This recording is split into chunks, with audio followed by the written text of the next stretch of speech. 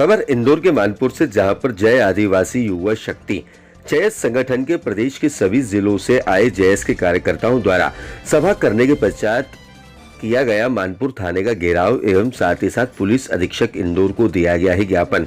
हम आपको बता दें, ग्राम पंचायत कालीकराई, तहसील मऊ, जिला इंदौर, मध्य प्रदेश के मानपुर के समीप आदिवासी बाहुल्य क्षेत्र में आने वाली कारम नदी में जहरीला केमिकल युक्त रसायन मिलाने वालों के विरुद्ध आपराधिक प्रकरण दर्ज करने एवं साथ ही स्थायी निवासियों को पेयजल सुविधा उपलब्ध कराने हेतु जयस कार्यकर्ताओं ने सभा करने के पश्चात रैली के माध्यम से थाने का घेराव कर नारेबाजी करते हुए थाने का घेराव किया।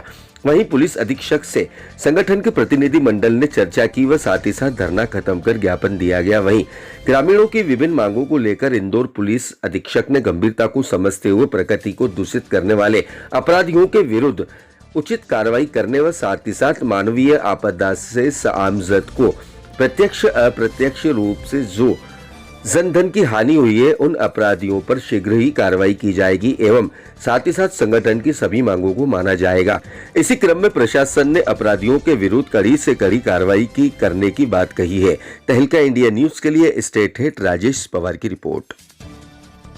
हाँ, फूट तालाब गांव में मानपुर क्षेत्र में इंदौर संभाग में जो जयस संगठन ने पूरे आदिवासियों को इकट्ठा किया है वो एक अहम जीने मरने का सवाल है। ये सवाल है अजनार से लेकर कारम और कारम से लेकर नर्मदा तक जो पानी प्रदूषित हुआ है उसका।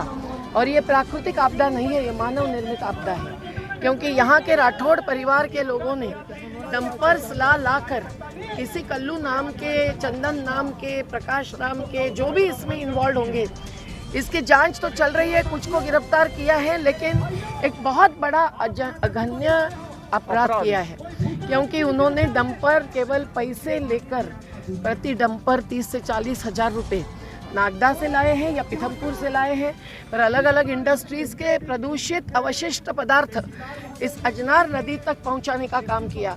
और वो इस सुशीलाबाई राठौड़ की ज़मीन पर डालकर कई फुट नीचे खुदाई करके एक प्रकार का डंपिंग ग्राउंड इसको बनाया खेती के बदले।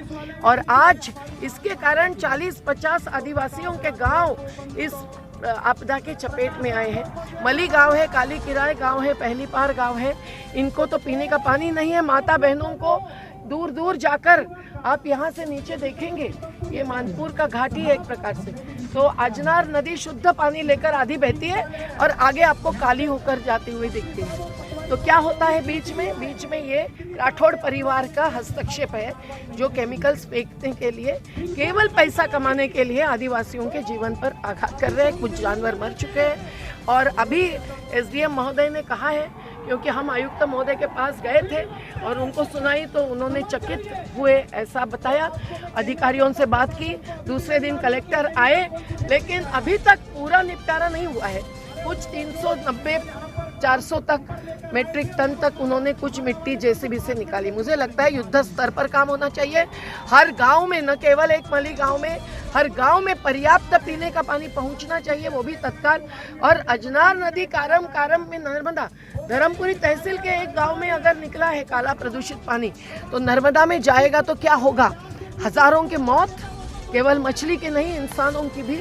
ये बिल्कुल ही खतरनाक चीज़ है। इसको जिस वॉर फुटिंग से प्रदूषण नियंत्रण मंडल ने भी लेना चाहिए था वो नहीं लिया गया, जबकि इन युवाओं ने 1 जून से ये सवाल उठाया। आज हम लोग, आप सभी को विदित होगा कि पिछले लॉकडाउन, इस बार के लॉकडाउन में षड्यंत्र पूर्वक कारम नदी और अजनार नदी में एक केमिकल डंप किया गया, जिससे 3 जिले, धार, खरगोन और इंदौर, 3 जिलों के करीब 40 गांव प्रभावित हुए हैं।